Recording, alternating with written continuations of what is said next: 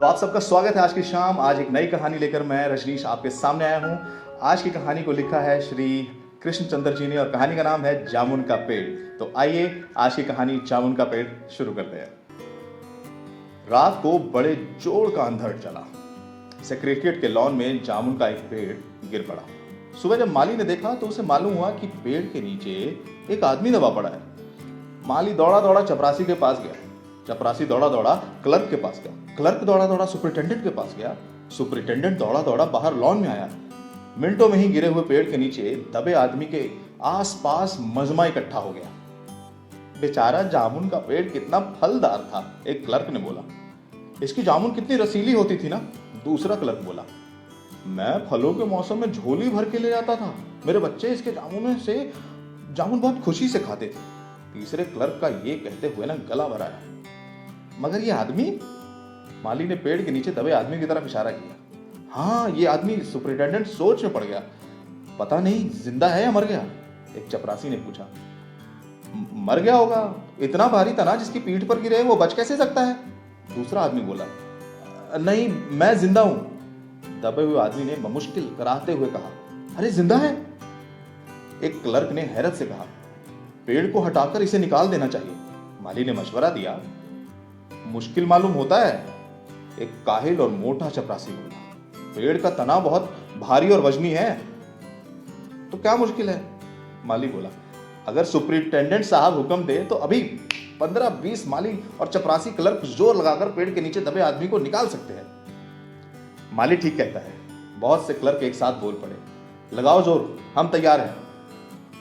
एकदम बहुत से लोग पेड़ को काटने पर तैयार हो गए। ठहरो, सुपरिटेंडेंट बोला। मैं अंडर सेक्रेटरी से मशवरा कर लूं। सुपरिटेंडेंट अंडर सेक्रेटरी के पास गया और अंडर सेक्रेटरी डिप्टी सेक्रेटरी के पास गया।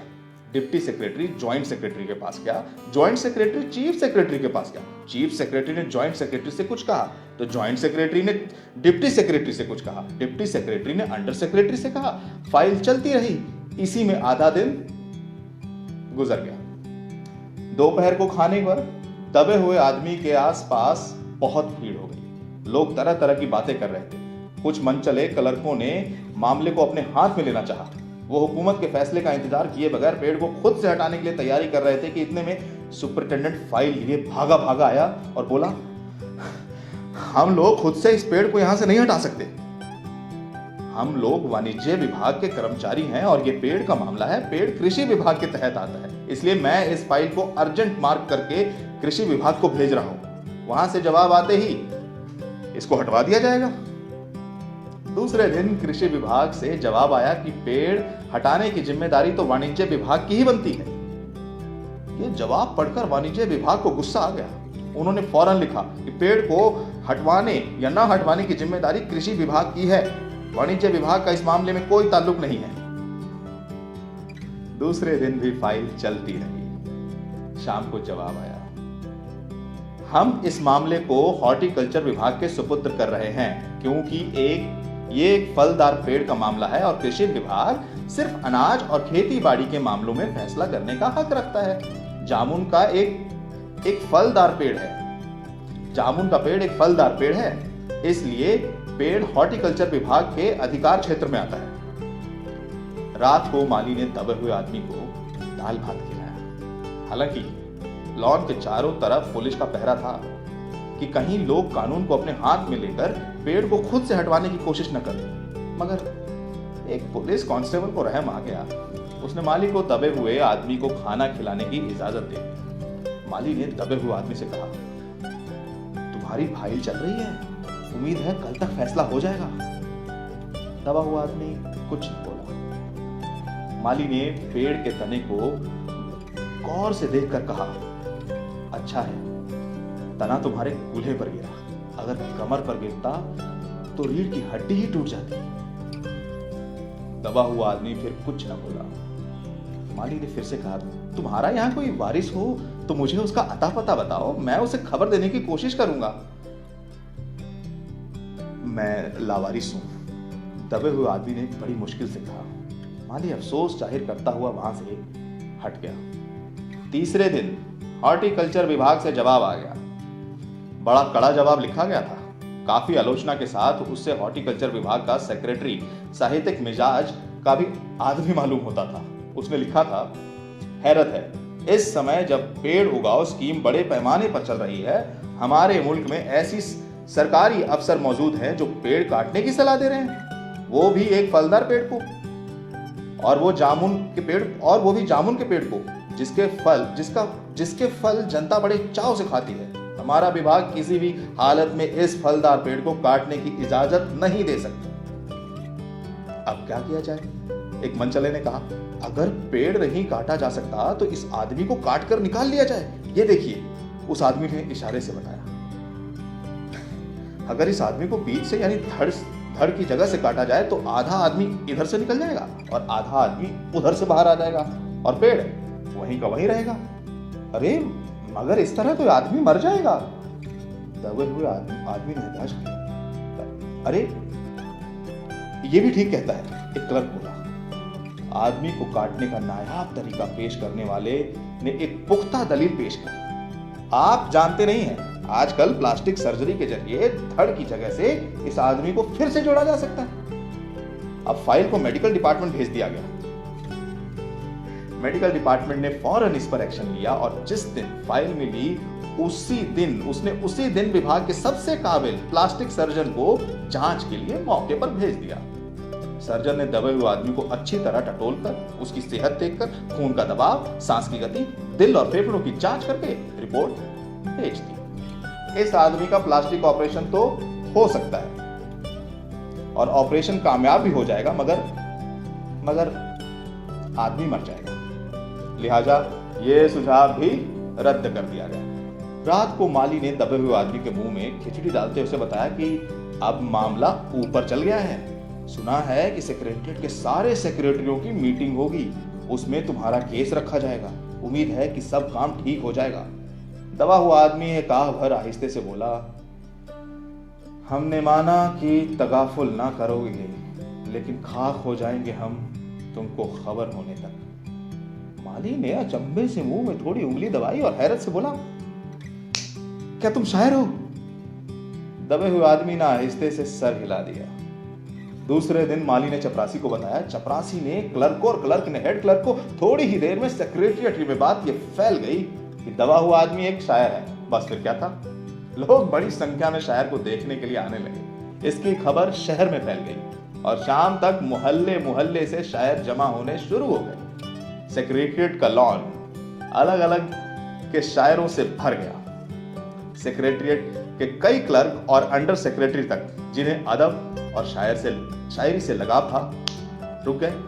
कुछ शायर दबे हुए आदमी को अपनी गजलें सुनाने लगे। कई क्लर्क अपनी गजलों पर उससे सलाह मशवरा मांगने लगे। जब ये पता चला कि दबा हुआ आदमी शायर है तो सेक्रेटरिएट की सब कमेटी ने फैसला किया, क्योंकि दबा हुआ आदमी एक शायर है, लिहाजा इस फाइल का ताल्लुक ना तो कृषि विभाग से है, ना ही हॉर्टिकल्चर विभाग से, बल्कि सिर्फ सांस्कृतिक विभाग से है। अब संस्कृति विभाग से गुजारिश की गई कि आप वो जल्द से जल्द इस मामले का फैसला करें और इस बदनसीब शायर को इस पेड़ के नीचे से रिहाई दिलवाई जाए। तो फाइल संस्कृति विभाग से अलग अलग सेक्शन से होती हुई साहित्य अकादमी के सचिव के पास पहुंची। बेचारा सचिव उसी वक्त अपनी गाड़ी में सवार होकर सेक्रेटरिएट पहुंचा और दबे हुए आदमी से इंटरव्यू लेने लगा। तुम शायर हो? उसने पूछा। जी हाँ, दबे हुए आदमी ने जवाब दिया। क्या तखल्लुस रखते हो? अवस, सचिव जोर से चीखा। क्या तुम वही हो जिसका मजमुआए कलामे अक्स के फूल हाल ही में प्रकाशित हुआ है? दबे हुए शायर ने इस बात पर सिर हिलाया। क्या तुम हमारी अकादमी के मेंबर हो? सचिव ने पूछा। नहीं, हैरत है, सचिव जोर से चीखा। इतना बड़ा शायर, अवस के फूल का लेखक और हमारी अकादमी का मेंबर नहीं है? उफ, कैसी गलती हो गई हमसे। कितना बड़ा शायर और कैसे गुमनामी के अंधेरे में दबा पड़ा है। गुमनामी के अंधेरे में नहीं, बल्कि एक पेड़ के नीचे दबा हुआ है। भगवान के लिए मुझे इस पेड़ के नीचे से निकालिए, अभी बंदोबस्त करता हूं। सचिव फौरन बोला और फौरन जाकर उसने अपने विभाग में रिपोर्ट पेश की। दूसरे दिन सचिव भागा भागा शायर के पास आया और बोला, मुबारक हो, मिठाई खिलाओ। हमारी सरकारी अकादमी ने तुम्हें अपनी साहित्य समिति का सदस्य चुन लिया है। ये लो ऑर्डर की कॉपी।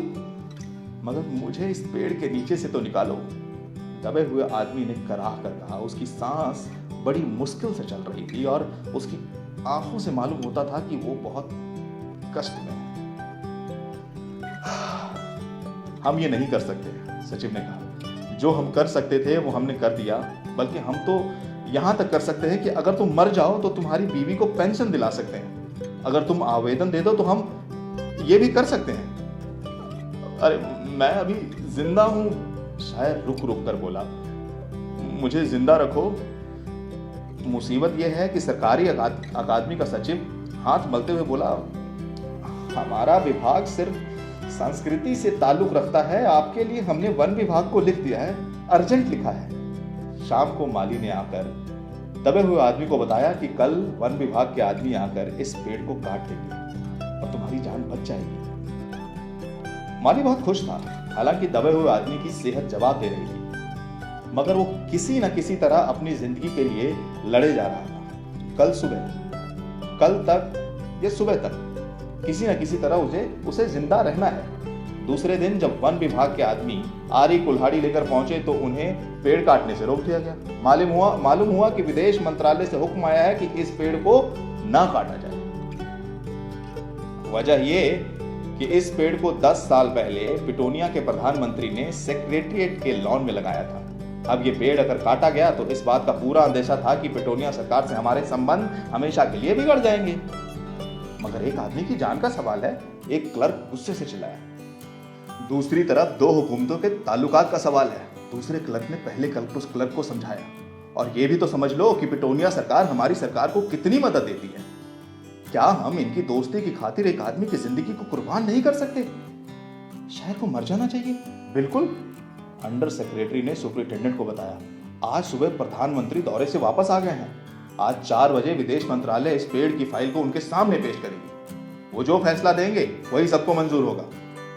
शाम 4 बजे खुद सुपरिटेंडेंट शायर की फाइल लेकर उनके पास गया। सुनते हो?